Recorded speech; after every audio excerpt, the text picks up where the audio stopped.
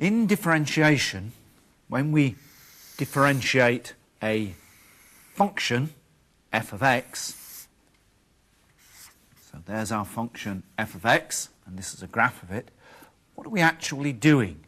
Well, when we find the derivative, we're actually finding the gradient of a tangent.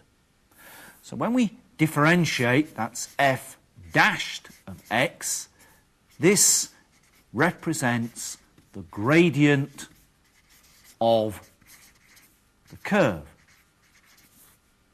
Or, since we have a curve and the tangent at that point, it is the gradient of the tangent. So given a point where x is equal to a, and therefore where the value of the function is f of a, then f dashed at that point is the gradient of the tangent, where x equals a.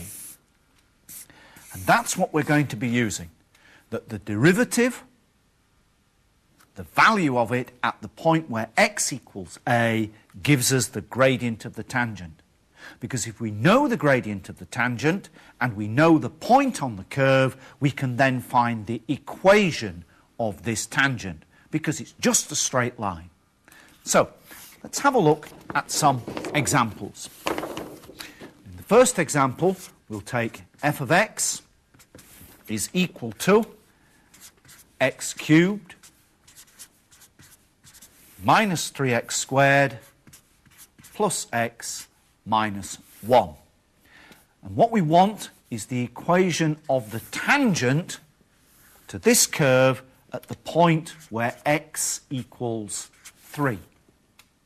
Well, at the point where x equals 3, so the first thing we're going to find is where is this point on the curve? So we take x equals 3 and we'll find f of 3. So that's 3 cubed minus 3 times 3 squared plus 3 minus 1. 3 cubed is 27. 3 squared is 9, and 3 nines are also 27. So this builds to 27 minus 27 plus 3 minus 1.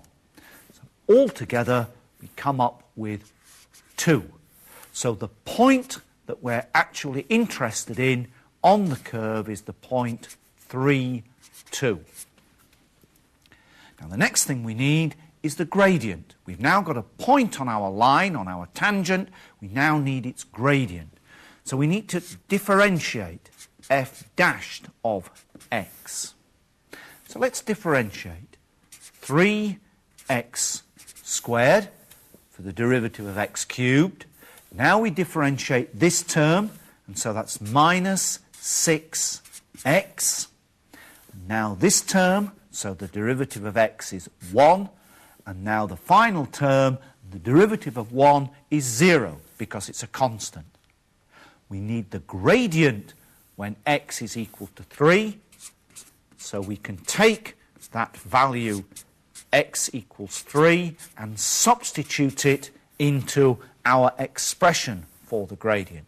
And so we have 3 times 3 squared minus 6 times 3 plus 1.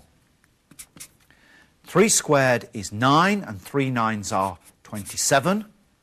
Minus 6 times 3 is minus 18 plus 1.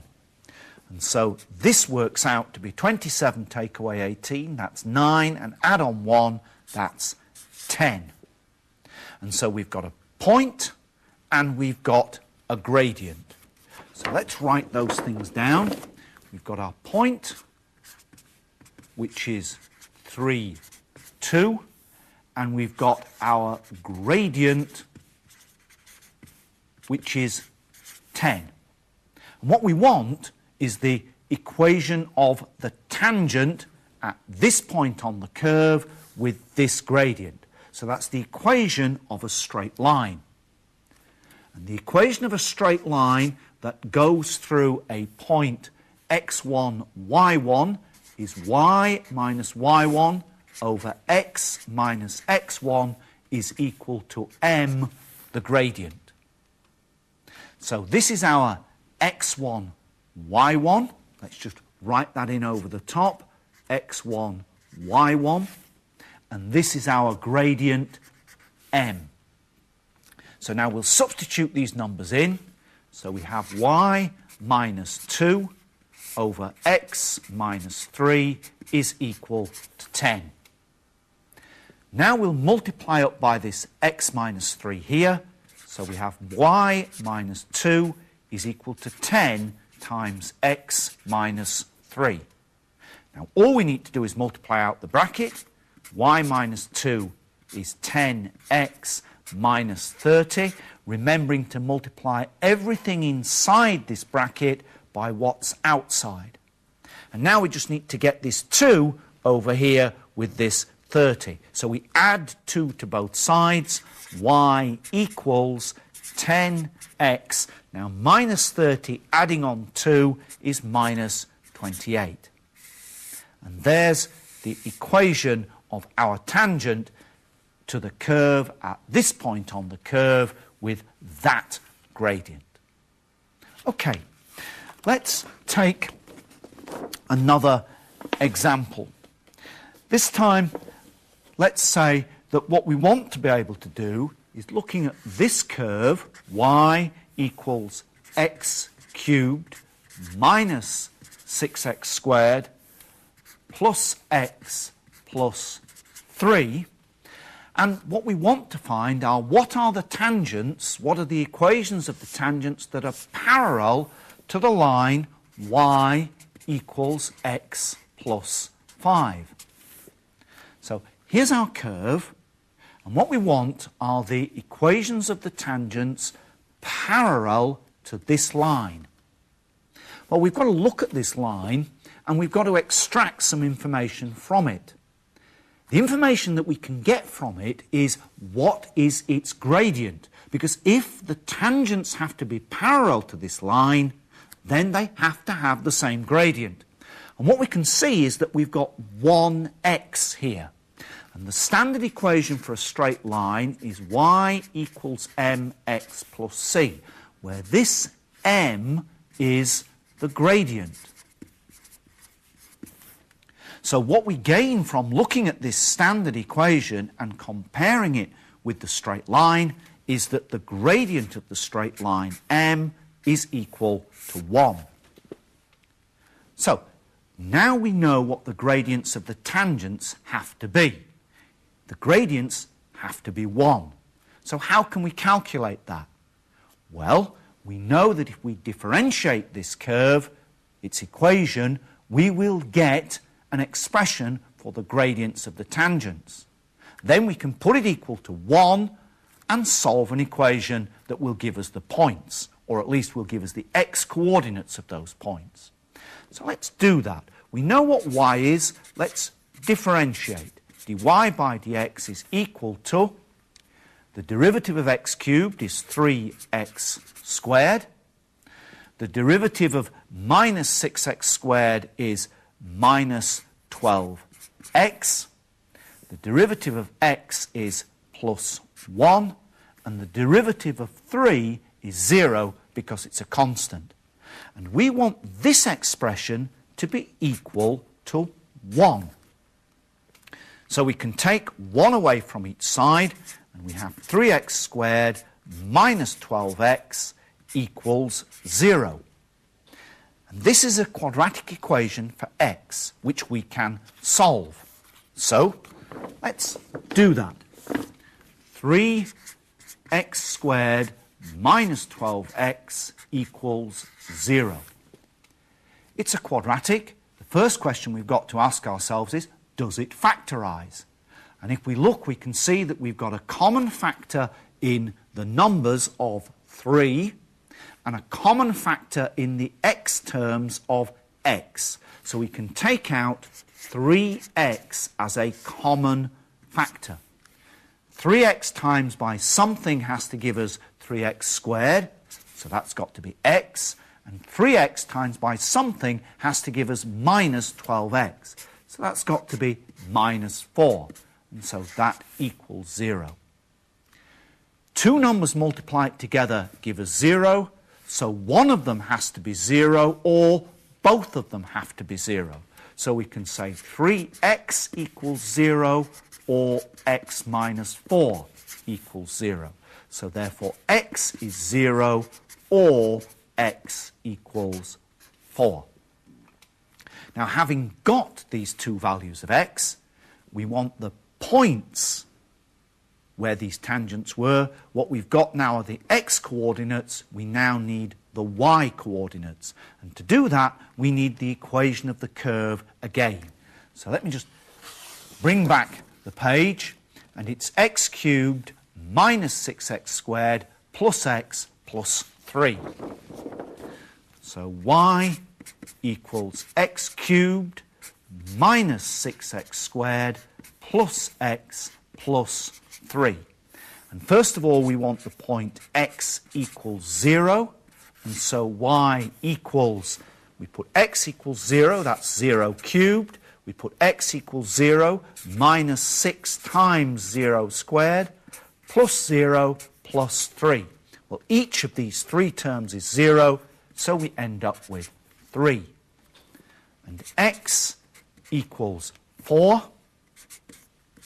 Y is equal to 4 cubed minus 6 times 4 squared plus 4 plus 3 equals, well, 4 cubed is 4 times by 4 times by 4. 4 fours are 16, and 4 times by 16 is 64.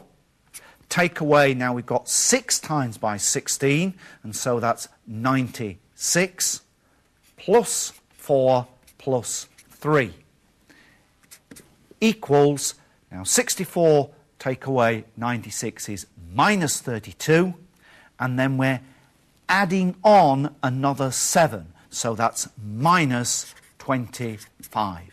So our 2 points are 0, 3, and 4 minus 25.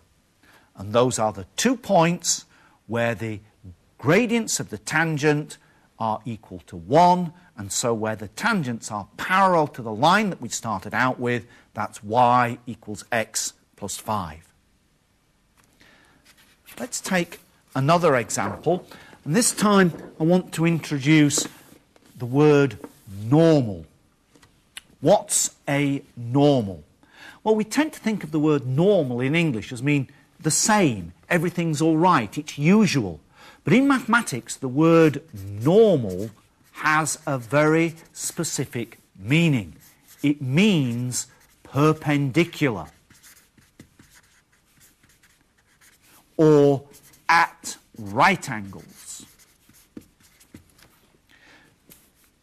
At right angles.